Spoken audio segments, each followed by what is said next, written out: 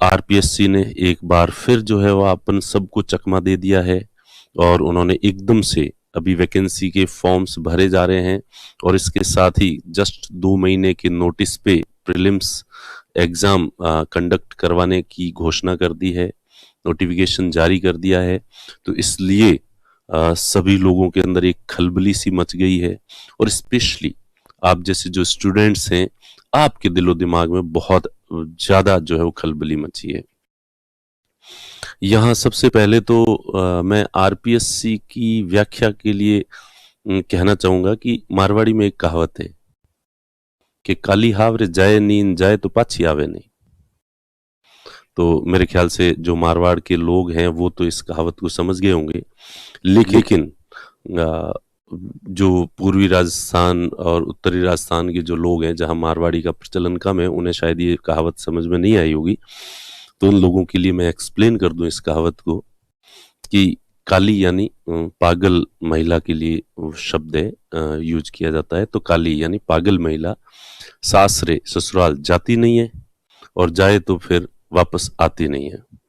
और इसका हिंदी में अगर हम अनुवाद करें तो इसका मतलब ये है कि बेवकूफ आदमी या तो कोई काम ढंग से करता नहीं है और अगर करने लग जाता है तो फिर वो करता ही जाता है।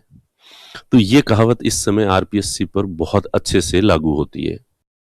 आप देखेंगे कि 2012 की जो वैकेंसी थी वो इन्होंने 2015-16 में जाके 3-4 साल में पूरी की थी। 2013 की जो वैकेंसी थी 2017 में जाके ज्वाइनिंग मिली थी, तो 4 साल इन्होंने जो है वो लगाए थे।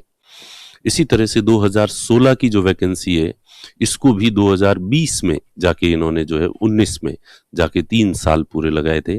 और 2018 की वैकेंसी तो आप देख ही रहे हैं कि जस्ट अभी रिजल्ट आया है और 2018 से 2022 लग जाएंगे, इनको 4 साल लग जाएंगे ज्वाइनिंग होते होते।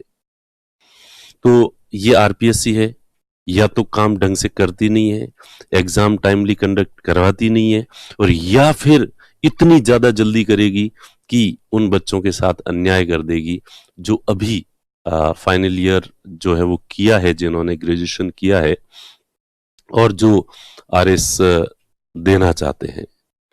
क्योंकि आरपीएससी ने खुद ने सिलेबस बनाया है और सभी लोगों को पता है कि आरपीएससी का जो सिलेबस है प्रीलिम्स का, इस पूरे सिलेबस को अगर कोई व्यक्ति आराम से पढ़ना चाहे तो कम से कम 6 से 7 महीने जो है वो उसमें लगते हैं।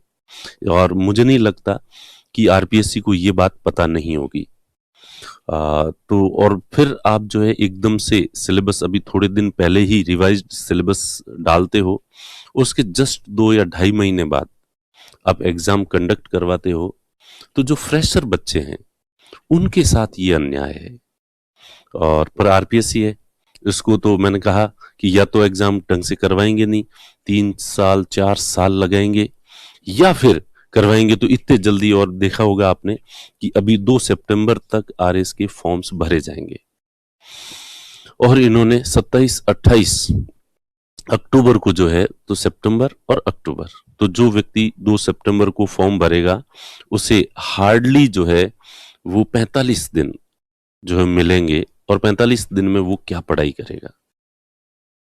चलिए खैर, आप में से अगर कोई महानुभाव आरपीएससी के लोगों से जुड़ा हुआ है डायरेक्टली इनडायरेक्टली, तो प्लीज उन तक ये मैसेज पहुंचाओ कि प्लीज ये इस तरह से करने से कोई आरएस की वैकेंसी जो है वो टाइमली पूरी नहीं हो पाएगी।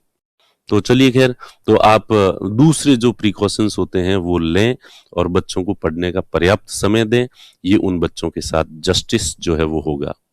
हालांकि अपन आरपीएससी की ज्यादा बुराई नहीं करें, उनका काम है एग्जाम कंडक्ट करवाना, और मेरे ख्याल से उनका मानना ये होगा कि आरएस का सिलेबस तो पहले से ही है और जो एग्जाम की तैयारी करता है आरएस की, उसको फर्स्ट ईयर सेकेंड ईयर से ही तैयारी कर लेनी चाहिए, और उसके बाद जब भी फॉर्म आए तब जो है वो एग्जाम दे देना चाहिए और हर समय एग्जाम के लिए तैयार रहना चाहिए।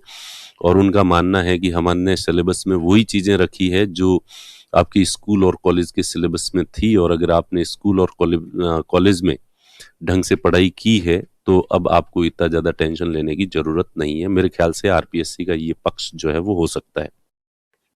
चलिए खैर, आरपीएससी को दोष देना अब कोई मतलब नहीं है। अब जो है वो हमारे सामने जो चीज है, ये तो केवल आरपीएससी तक अगर ये बात पहुंच सके इस प्लेटफॉर्म के माध्यम से, तो इसलिए ये बात की गई है। अब